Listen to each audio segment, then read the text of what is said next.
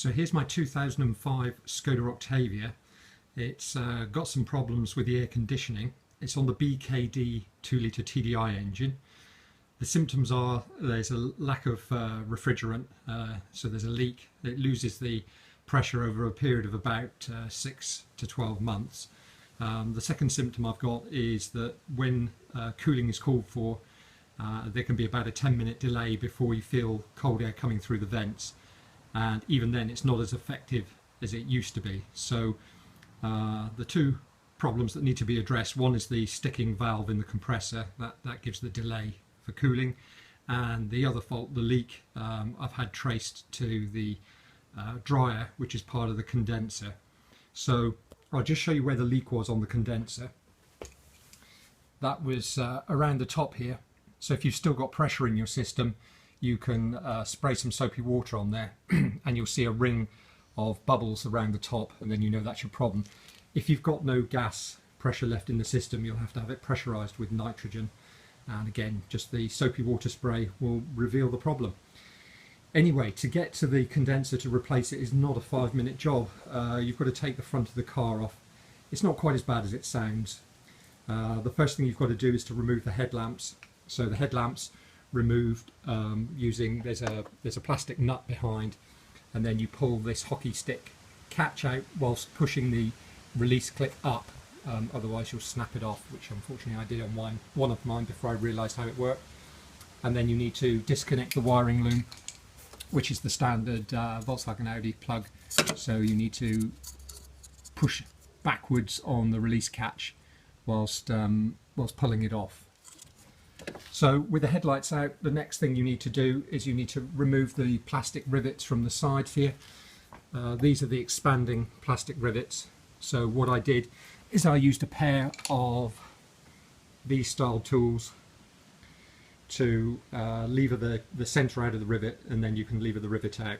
So there's two of those, as I say, over here, two on the opposite side, and then you've got three under the central section at the front here. Those need to be removed. You need to pull out the trim panels here. The easiest way to do that, the trim panels either side of the fog light that is you just very gently lever the fog lamp side at the top and the bottom until you feel it pull forward, and then you just hinge it out. It's quite easy. Don't lever it on the grill side because it interlocks with the grill and you'll snap the plastic. With those out, that reveals a couple of screws in behind. I think they're all TX 25, Torx 25s. So you take those out from both sides. The next job you need to do is to remove the screws from the wheel arch cover. So again, in the side there's three. There's one hidden sort of up in behind here, which you need to get at, and then that releases that. And at the moment, that's as far as I've got with the job. So I shall do another part as I've progressed it a bit further. So here's the next part of the job. There are two Torx screws to undo from underneath the front edge here. And then once you've removed the wheel arch lining, you may be able to see in there's a Torx screw that's still in place. You can see there's a slotted section which just slides out from behind. I don't know whether that's normal or not, so I haven't let the screw drop inside, but you'll need to unscrew that to be able to get the bumper off. The final parts to remove the front bumper section are to undo the three TX 30 screws on the top front here, slide the whole assembly forward, and then if you've got headlamp washer, you just squeeze in the end of the pipe and it releases. A small amount of fluid may come out. The fog lights will need disconnecting. You can either rotate the bulb and take it out, or else you just squeeze the clip on the back and then slide the connector downwards. If you've got front parking sensors, there'll be a connector which you can release, and that disconnects the whole loom for the whole of the parking sensors. There's only one on one side, and then on the other side you've got the headlamp washer and the fog lamp to release. So once the bumper's removed, the next parts you need to remove are these plastic carrier sections. There's three screws which hold these in, two at the side and I think one under here at the front, same on the other side. Then the main bumper metal assembly is held in with some M8 spline bolts. There's 4 of those either side. What I did first is I drew around the head of the bolts so I knew the position for it to go back on so that everything lines up. Also at the side of the headlight carrier tray I drew around the bolt head there so as I could line up the headlights easily at the end. And there's 2 spline headed bolts on the top here to remove, and then I think this section is now ready to be moved forward.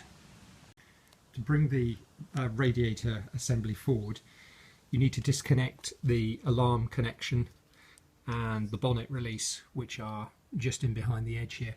The bonnet release is a small plastic clip. You just need to lever these ends up gently without breaking the plastic, and then lever the other ends off, and this cover comes away. And then inside you'll see there's a hole where the ball end of the cable sits. I don't know whether I can show that. You can just about see it in there, and then it just slides out of there. There's a couple of clips you can release to gain a bit better access. One of the things I read online, which sounded like a good idea, was when you take out the M8 spline bolts, is to get some longer bolts just to put back in. I just put a nut on the back in behind to stop them coming off, and that allows you to slide the whole assembly forwards without it dropping forward onto the floor. I forgot to mention that to get the bottom of the carrier to slide forward, there are some clips in the under tray.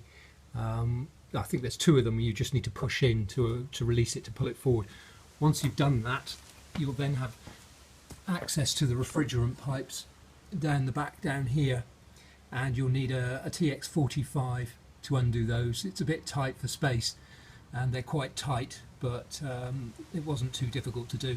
And then once those are released, you'll then be able to pull the whole carrier forward slightly more, and you'll be ready to unbolt the radiator.